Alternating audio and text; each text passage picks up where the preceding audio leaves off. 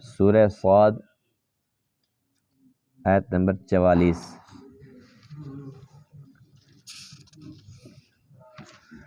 اعوذ باللہ من الشیطان الرجیم، بسم اللہ الرحمن الرحیم۔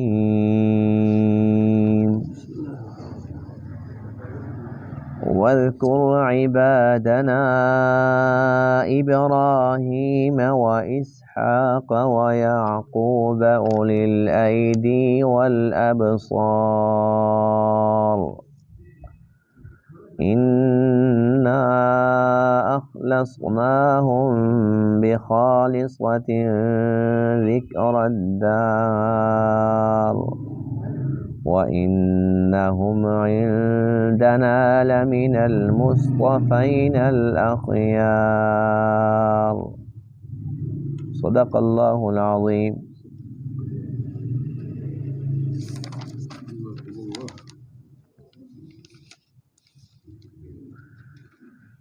گزشتہ درس میں حضرت ایوب علیہ نبینا علیہ السلام کا تذکرہ تھا کہ کس طریقے سے اللہ تعالیٰ نے ان کو آزمایا اور کس طریقے سے انہوں نے صبر کر کے اس امتحان کے اندر اللہ کے سامنے سرخرو ہوئے اور 100% کامیابی حاصل فرمائی۔ آج کے درس میں ان آیات کریمہ کے اندر 3 پیغمبروں کا تذکرہ ہے، ابراہیم علیہ السلام، اسحاق علیہ السلام اور یعقوب علیہ السلام۔ اللہ تعالیٰ نے اپنے پیارے حبیب علیہ السلام کو حکم ارشاد فرمایا کہ آپ ان کا بھی تذکرہ فرمائیں کہ کس طریقے سے ان کو بھی ہم نے آزمایا اور کیسے یہ اپنی اس آزمائش کے اندر کامیاب ہوئے، کیسے سرخرو ہوئے۔ اللہ تعالیٰ نے ان پیغمبروں کی تعریف فرمائی کہ یہ ہاتھوں والے تھے اور آنکھوں والے تھے۔ اس کی تشریح ابھی میں عرض کرتا ہوں۔ پھر اللہ فرماتے ہیں کہ یہ ہمارے منتخب تھے، چنے ہوئے تھے، ہمارے پسندیدہ تھے،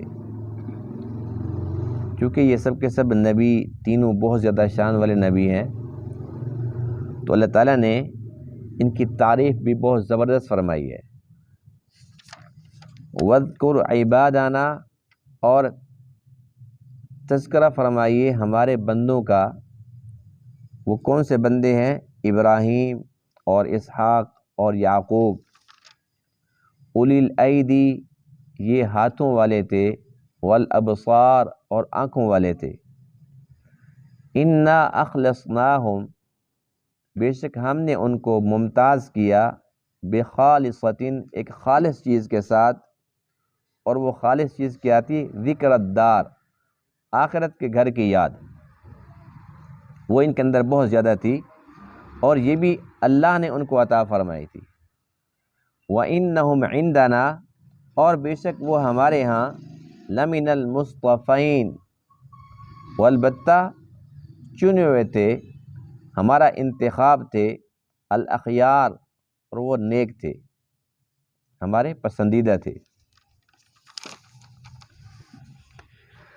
حضرت ابراہیم خلیل اللہ علیہ السلام، جن کا ذکر قرآن مقدس کے مختلف مقامات پر ملتا ہے، یہ جد الانبیاء ہیں،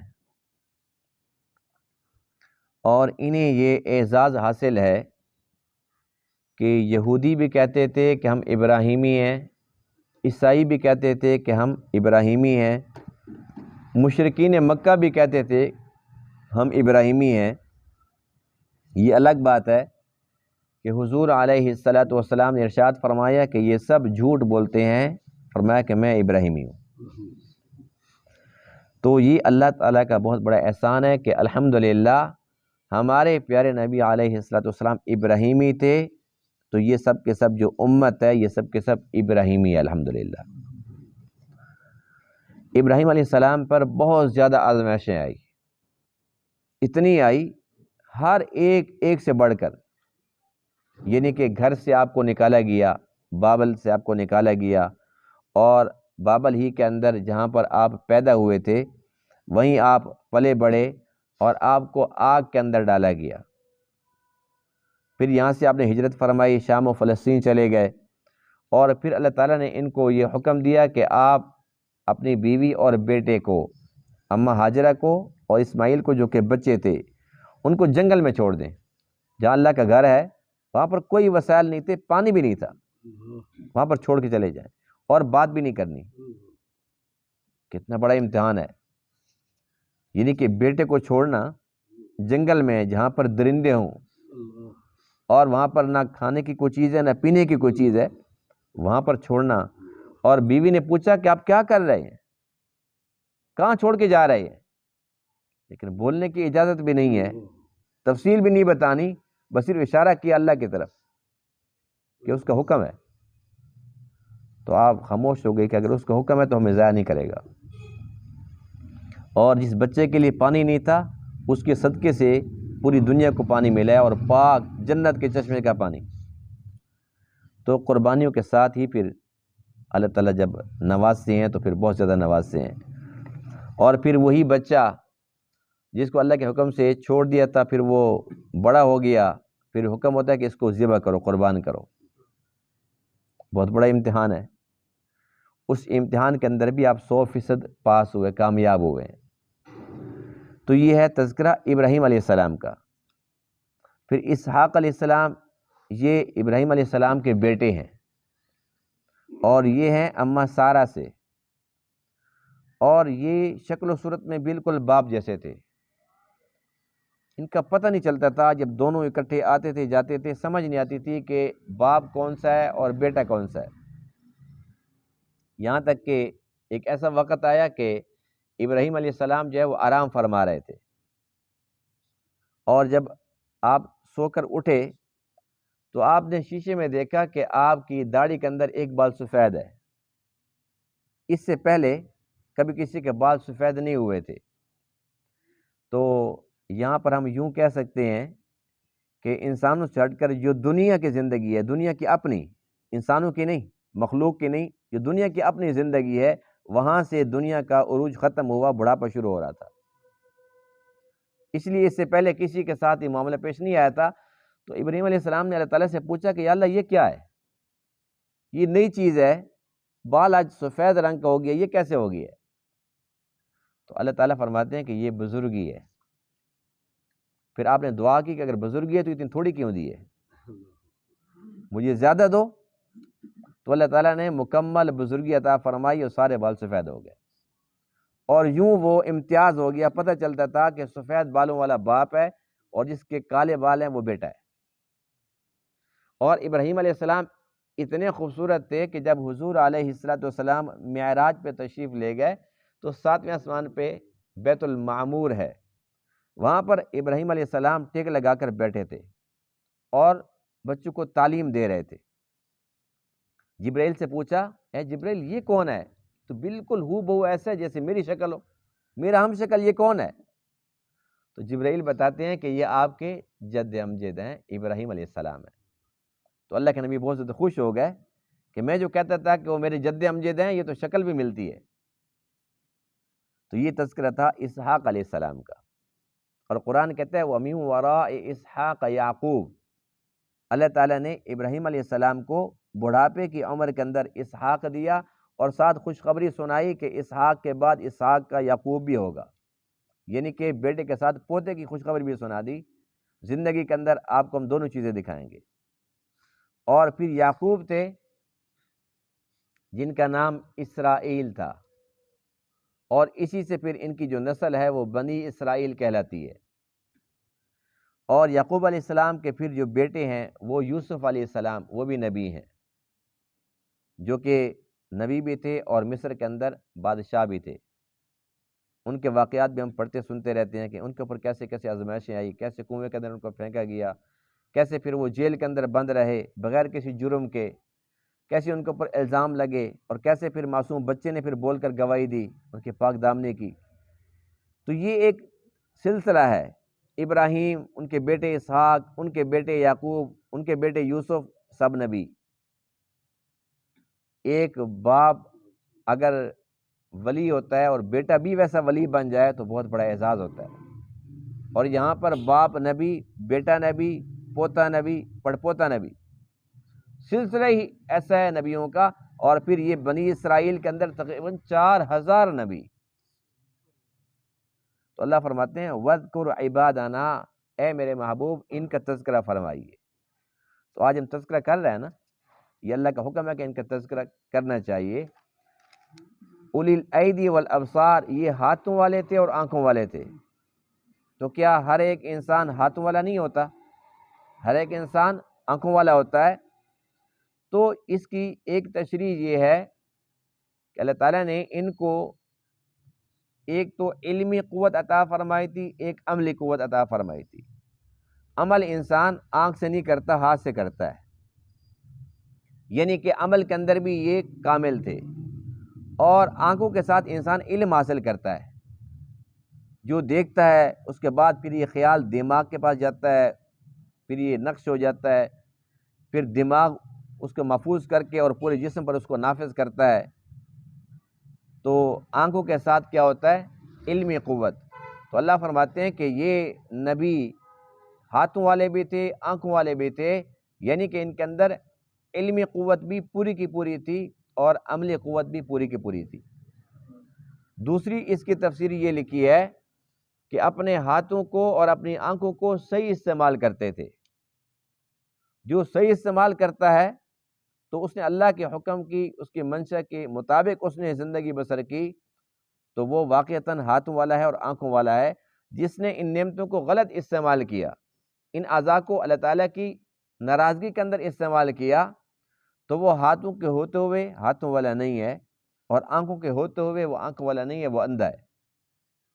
یہی وجہ ہے کہ کتنے انسان ہیں جن کے بارے میں قرآن کہتا ہے اولئک کالانعام، یہ جانوروں کی طرح ہیں، بل ہم اضل، ان سے بھی گئے گزرے ہیں. یعنی کہ ہاتھوں کو اور آنکھوں کو یا جو بھی انسان کے اعضاء ہیں ان کو صحیح مصرف میں استعمال کرنا، اللہ تعالیٰ کی اطاعت کے اندر ان کو استعمال کرنا، یہ ہے اصل مقصد ان اعضاء کے دینے کا جو اللہ تعالیٰ نے ہمیں عطا فرمائے.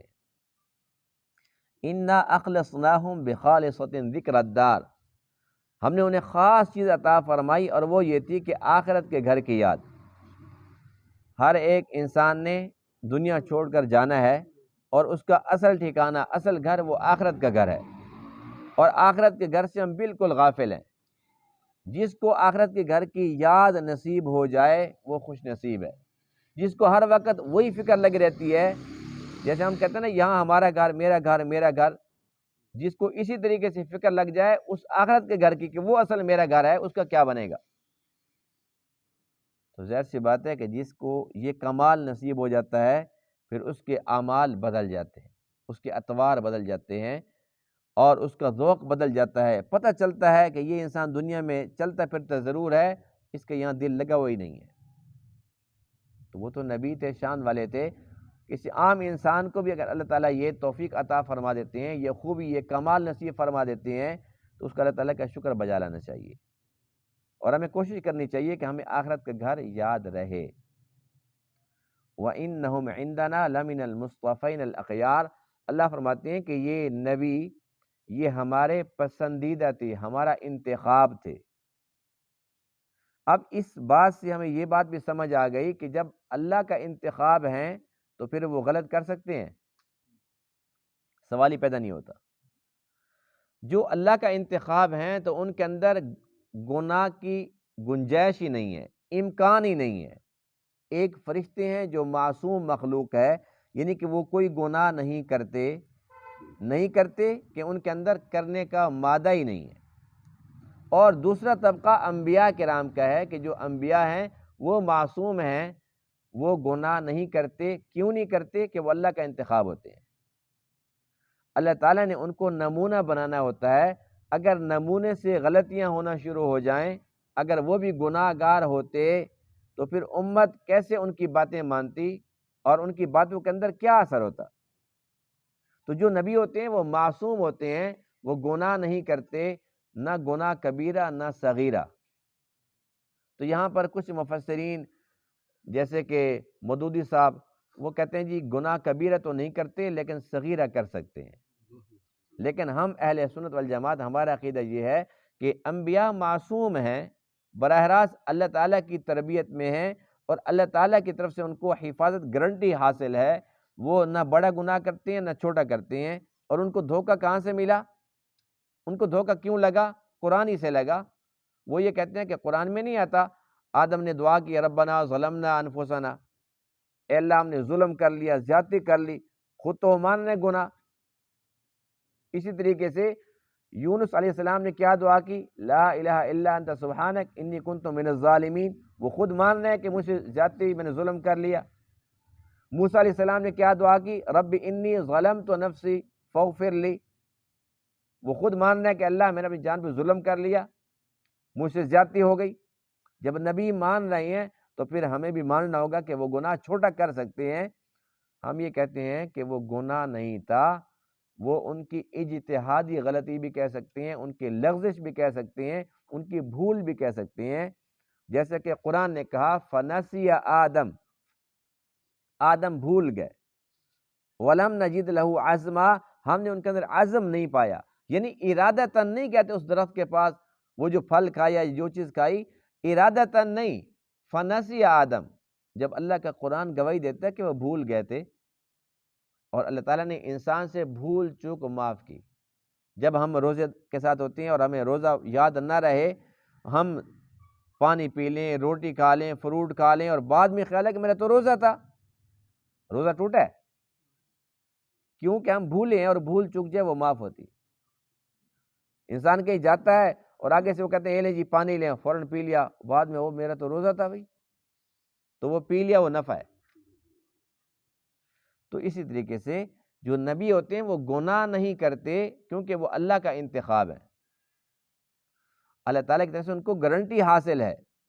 ہاں لغزش ہوتی ہے، باقی رہا یہ کہ وہ پھر یوں کیوں کہتے ہیں کہ میں نے بڑا ظلم کر لیا۔ وہ ظلم سے اس لیے تعبیر کرتے ہیں کیونکہ وہ اللہ تعالیٰ کے بہت زیادہ قریب ہوتے ہیں۔ جہاں پیار زیادہ ہوتا ہے وہاں چھوٹی بات بڑی لگتی ہے۔ ان کو احساس ہوتا ہے، جس مقام پر وہ ہوتے ہیں ان کو لگتا ہے کہ ہم نے ظلم کر لیا، حقیقتاً وہ ظلم نہیں ہوتا، وہ گناہ نہیں ہوتا۔ انبیاء معصوم ہیں، نہ بڑا گناہ کرتے ہیں نہ چھوٹا گناہ کرتے ہیں، کبیرہ صغیرہ سب سے پاک ہے۔ اور ایک اور مسئلہ بھی اس آیت نے ہمیں سمجھا دیا، اور وہ یہ ہے کہ یہ جو انبیاء کا طبقہ ہے اس کے اندر یہ اللہ کا چونکہ انتخاب ہے، تو ایسا نہیں ہے کہ کوئی بندہ اگر کوشش کرے، محنت کرے اور بہت زیادہ عبادت کرے تو زیادہ عبادت کر کے وہ نبی بن سکے، نبوت کے عہدے پر وہ پہنچ سکے، سوال ہی پیدا نہیں ہوتا۔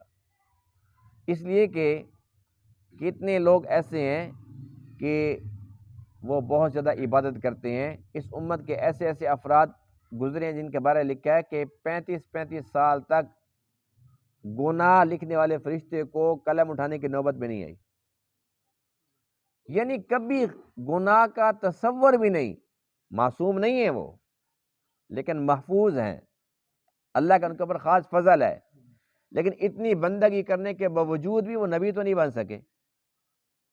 نبی ہونا، صحابی ہونا، یہ وہ اعزازات ہیں جو انسان اپنی مرضی کے ساتھ محنت کر کے، مشقت کر کے، ریاضت عبادت کے ساتھ حاصل نہیں کر سکتا۔ یہ صرف اور صرف اللہ کا انتخاب ہے۔ اللہ اعلم حیث یجعل رسالتہ، اللہ زیادہ جانتا ہے کہ اس نے رسالت کا بار کس کے اوپر رکھنا ہے، کس کے اوپر یہ تاج سجانا ہے، وہ زیادہ بہتر جانتا ہے۔ اس کے اندر انسان کا کوئی کمال نہیں ہے۔ اللہ فرماتے ہیں کہ بس جتنی روحیں تھی اس کے اندر سے میں نے چنا نبیوں کے لیے، پھر باقی جو بچی اس میں سے پھر نبیوں کے لیے میں نے صحابہ کو چنا۔ تو اس لیے تمام دنیا کے کتب غوث ابدال مل کر زور لگائیں کہ ایک صحابی کے درجے کو پہنچیں، سوال ہی پیدا نہیں ہوتا، اس لیے کہ وہ اللہ کا انتخاب ہے۔ جیسے اللہ کے نبی معصوم ہیں، یہ خاص اللہ کا فضل ہے، اسی طریقے سے وہ نبی ہیں، یہ بھی اللہ کا فضل ہے۔ ہم جو مسلمان ہیں، ہم نے مسلمان ہونے کے لیے کوئی زور لگایا؟ بتائیں، لگایا کوئی زور؟ یہ صرف اللہ کا فضل ہے، اور ہم اس کے محبوب کی امت ہیں، ہمارا کیا کمال ہے؟ یہ اللہ کا فضل ہے۔ تو یہ اللہ تعالیٰ کی عطا ہے کہ اللہ تعالیٰ نے عالم ارواح سے ہی پہلے روح کو الگ کر لیا کہ یہ میرے نبی ہیں، یہ معصوم طبقہ ہے بس، اور پھر ان کے اندر مختلف، کوئی کلیم اللہ، کوئی روح اللہ، کوئی نجی اللہ، کوئی صفی اللہ، اور کوئی محمد الرسول اللہ صلی اللہ علیہ وسلم. یہ سب، یہ جو درجہ بندی ہے یہ بھی اللہ کی طرف سے. اب 1,24,000 کم و بیش صحابہ ہیں، ان میں سے صدیق اکبر جو سب سے ٹاپ پر ہیں، یہ بھی اللہ تعالیٰ کا فضل ہے. جیسے جیسے جس کو جو درجہ ملتا ہے یہ اللہ کی طرف سے ملتا ہے، جیسے جیسے جس کو جو بھی شان نصیب ہوئی اللہ کی طرف سے ہوئی. اسی بات کو اللہ فرماتے ہیں وَإِنَّهُمْ عِنْدَنَا لَمِنَ الْمُصْطَفَيْنَ الْأَخْيَارِ، کہ وہ ہمارے یہاں چنے ہوئے ہیں، یہ ہمارا انتخاب ہیں اور ہمارے پسندیدہ ہیں. یہی وجہ ہے کہ جب اللہ کے جو نبی ہیں، اللہ تعالیٰ کے آخری نبی، اس کے بعد کوئی نبی کوئی رسول قیامت تک نہیں آئے گا. اب اگر کوئی بندہ کہتا ہے کہ جی میں نبی ہوں، جیسا کہ قادیانی دجال نے کہا تھا کہ میں نبی ہوں، پہلی بات تو یہ کہ وہ تو انسان کہلانے کے حقدار بھی نہیں ہے. کم وقت کی باتیں ایسی تھی کہ اس نے کبھی سچ نہیں بولا، کبھی اس نے کوئی حیا والی بات نہیں کی، ہمیشہ بونگیاں مارتا رہتا تھا. اس کی کتابیں پڑھو تو بندہ حیرت کے سمندر ڈوب جاتے کہ یہ کیا انسان تھا، یہ تو کوئی خاص کوئی بغیرت نسل کا بندہ تھا، اور وہ کہتا ہے میں نبی ہوں. ایک شریف بندہ بھی اس کو ثابت نہیں کیا جا سکتا، اور وہ کہتا ہے کہ میں نبی ہوں. جبکہ نبی کون ہوتا ہے؟ جو اللہ کا انتخاب ہوتا ہے. تو کیا اللہ تعالیٰ ایسے کو منتخب کرتا جس کو صبح اور بات ہے، دوپہر کو اور بات ہے، شام کو اور بات ہے، ایک کے ساتھ اور بات ہے، دوسرے کے ساتھ اور بات، تیسرے کے ساتھ اور بات ہے، یعنی کہ کوئی بات سیدھی نہیں ہے. اور اللہ کے شان کے جو نبی ہوتے ہیں وہ سچے ہوتے ہیں. حضور علیہ السلام نے جو کچھ فرمایا 14 صدیاں گزر گئی، آج تک ایک بات بھی جھوٹی ثابت ہوئی. اور ہمارا ایمان اور بڑھ جاتا ہے جب ہم حالات حاضرہ پہ نظر دوڑاتے ہیں کہ دیکھو ہمارے نبی پاک نے اس وقت فرمایا تھا کہ ایسا ایسا زمانہ آئے گا، اور آج ہم آنکھوں سے دیکھ رہے ہیں کہ وہی ویسی ویسی جو نشانی اللہ کے نبی نے بتائی ساری ہم خود دیکھ رہے ہیں. تو سچا نبی تو ایسا ہوتا ہے. اور وہ ایسا کم وقت تھا، اس نے کہا کہ میں مدینے میں مروں گا. مرا مدینے میں، کہتا ہے کہ وہاں کی جگہ بچی ہوئی ہے، وہ میری قبر وہیں پر بنے گی. پہنچا تھا وہاں پر، واش روم کے اندر مرا تھا. یعنی کہ ایسا بدبخت. اب اس بات کا یعنی یہ بات چھپنے والی نہیں ہے، چھپانے والی نہیں ہے، اس کی کتابوں میں بات لکھی ہوئی ہے. لیکن اب ان سے پوچھو جو اس کو کہتے جی وہ ہمارا واقعی نبی ہے، ہم اس کو مانتے ہیں، ان مرزائیوں سے پوچھو اس نے جو کہا تھا کیا یہ سچ ہے کہ جھوٹ ہے. جب جھوٹ ہے تو پھر وہ نبی کیسا ہوا جو جھوٹ بکتا تھا. اور یہ تو میں نے ایک چھوٹی سی مثال دی ہے، اس کی 20 ایسی باتیں. اس نے کہا میرے خلاف فلاں نے بات کی، یہ کل مر جائے گا، یہ مر گیا، وہ نہیں مرا. یعنی جو اس نے کہا نا یوں ایسے ہوگا، وہ ویسا نہیں ہوتا. اللہ کہتا ہے کہ یہ تو میں نے کرنا ہی نہیں، تو نے بکواس کی، اب اس کو میں نے الٹ ہی کرنا ہے. ہر بات اس کی الٹ ہوتی رہی، اپنی بات پر پھر بھی پکا رہا. اور اس کی ایک ہسٹری ہے نبیوں کے بارے میں. ہم کیا پڑھتے ہیں کہ اللہ کے نبی براہ راست اللہ کی تربیت میں ہوتے ہیں. ہمارے نبی پاک امی تھے، یعنی کسی کے پاس لکھنے پڑھنے کے لیے گئے ہی نہیں تھے.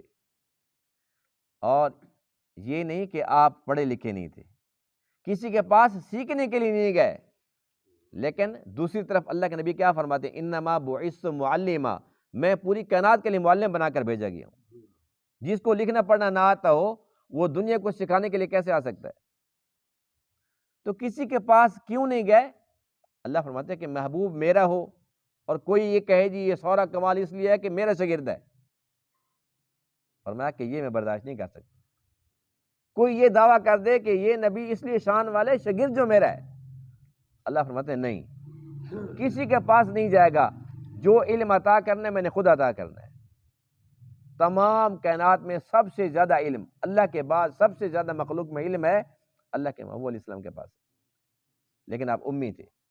اور یہ کم وقت بدبخت بد نصیب جو دنیاوی ڈگریاں لے کر پھرتا تھا اور پھر وہ فیل ہو جاتا تھا، پھر امتحان دیتا تھا، پھر پاس ہوتا تھا، پھر نوکریوں کے لیے پھرتا تھا پھیلے اٹھا کے، اور کہتے میں نبی ہوں. یعنی کوئی ایسی بات کہ کوئی ایک تھوڑی سی عقل رکھنے والا، شعور والا بندہ بھی ماننے کے لیے تیار نہ ہو. لیکن وہ اپنے آپ کو پڑھے لکھے کہلوانے والے جاہل ڈنگر وہ اس کے پیچھے پھر رہے ہیں مرزائی کہ ہاں جی واقعی نبی تھا وہ، اس کی تعلیمات یوں ہیں جی، اس نے یوں فرمایا، اس نے یوں فرمایا۔ تو قرآن نے چھوٹے سے لفظ کے اندر ہمیں مکمل مسئلہ سمجھا دیا، وَإِنَّهُمْ عِنْدَنَا لَمِنَ الْمُصْطَفَيْنَ الْأَخْيَارِ۔ یہ جو نبیوں کا طبقہ ہے یہ ہمارا انتخاب ہے، اس کے اندر کوئی اور شامل ہو سکتا ہی نہیں۔ کوئی کہتا ہے جی مجھے بنا دو، ایسے بن جاؤ گے؟ اس کے لیے کوئی درخواست نہیں پڑے گی، سوال ہی پیدا نہیں ہوتا۔ بس یہ اللہ کا انتخاب ہے، وہ بہتر جانتا ہے کہ میں نے کس کو کیا بنانا ہے، اس نے اسی کو بنانا ہے، کوئی اور چاہے بھی تو وہ نہیں ہو سکتا۔ تو یہ باتیں چونکہ عقیدے کے متعلق ہیں اس لیے میں نے عرض کر دی ہیں کہ الحمدللہ ہمارا عقیدہ یہ ہے کہ چونکہ اللہ کے نبی ایک تو اللہ کے انتخاب ہوتے ہیں، دوسرا وہ معصوم ہوتے ہیں۔ یہ بھی عقیدے کی بات ہے کہ جو نبی ہیں وہ معصوم ہیں، نہ بڑا گناہ کرتے ہیں نہ چھوٹا گناہ کرتے ہیں۔ ہمارے پلے اور تو کچھ نہیں ہے تو یہ عقیدہ، اگر اللہ نہ کرے اس کے اندر بھی تھوڑی سی ملاوٹ اگر ہو گئی تو پھر ہمارے پاس کک بھی نہیں رہے گا۔ غلط ہے نا، ان کا اپنا عقیدہ یہ ہے، ان کا پتہ عقیدہ کیوں ہے؟ وہ یہ کہتے ہیں کہ جو امامت ہے یہ نبوت سے اوپر کا عہدہ ہے، اور وہ یہ کہتے ہیں کہ منصوص من اللہ ہے، یعنی کہ جیسے آج ہم نے پڑھا نا کہ نبی یہ اللہ کے انتخاب ہوتے ہیں، تو وہ یہ کہتے ہیں کہ یہ امامت بھی اللہ کی طرف سے ہوتی ہے۔ اور ان سے پوچھو کہ یہ کیسے ممکن ہے کہ ایک امام اپنے خود بنا لیا؟ وہ کہتے ہیں دیکھو ابراہیم علیہ السلام نبی تھے کہ نہیں تھے؟ تھے یا نہیں تھے؟ اور جب انہوں نے بہت زیادہ قربانیاں دی، جیسے کبھی میں نے عرض کیا، سارے امتحانات سے وہ پاس ہو گئے، پھر اللہ فرماتے ہیں کہ اب ہم نے آپ کو امام بنا دیے۔ تو وہ کہتے ہیں اس کا مطلب یہ ہوا کہ نبی تو پہلے بھی تھے، امام نہیں تھے، تو امام بعد میں بنے تو امامت کا عہدہ بڑا ہے۔ وہ اس بات سے وہ دھوکہ کھا گئے، حالانکہ اس امام کا مطلب یہی تھا جو ابھی ہم نے پڑھا ہے۔ یہ ان کی امامت تھی کہ یہودی کہتے ہیں کہ ہم ابراہیمی ہیں، عیسائی کہتے ہیں ہم ابراہیمی ہیں، مشرکین مکہ کہتے ہیں ہم ابراہیمی ہیں۔ اللہ کے نبی فرماتے ہیں کہ میں ابراہیمی ہوں، یعنی ہر ایک ان کو امام مان رہا تھا۔ اللہ تعالیٰ نے ان کو یوں امام بنایا تھا، اور یہ سمجھ بیٹھے کہ اس کا مطلب یہ ہوا کہ امامت نبوت سے الگ ایک چیز ہے اور اعلیٰ چیز ہے، اس لیے وہ کہتے ہیں کہ ہمارے جو 12 امام ہیں وہ نبیوں سے بھی اعلیٰ ہیں، نعوذ باللہ من ذالک۔ جس کا یہ عقیدہ ہوگا تو ظاہر سی بات ہے کہ پھر اس سے زیادہ گندا اور بدبودار عقیدہ کون سا ہو سکتا ہے کہ کسی کو نبی سے بڑھا دو۔ نبی نبی ہے، ہمارا عقیدہ تو یہ ہے کہ ایک صحابی، سارے امام دنیا کے مل کر، کتب غوث افضال مل کر ایک صحابی کا مقابلہ نہیں کر سکتے، اس کے مقام تک نہیں پہنچ سکتے۔ نبی تو پھر نبی ہے۔ اللہ تعالیٰ تمام باتوں کو سمجھنے عمل کرنے کی توفیق عطا فرمائے۔ وآخر دعوانا الحمدللہ رب العالمین۔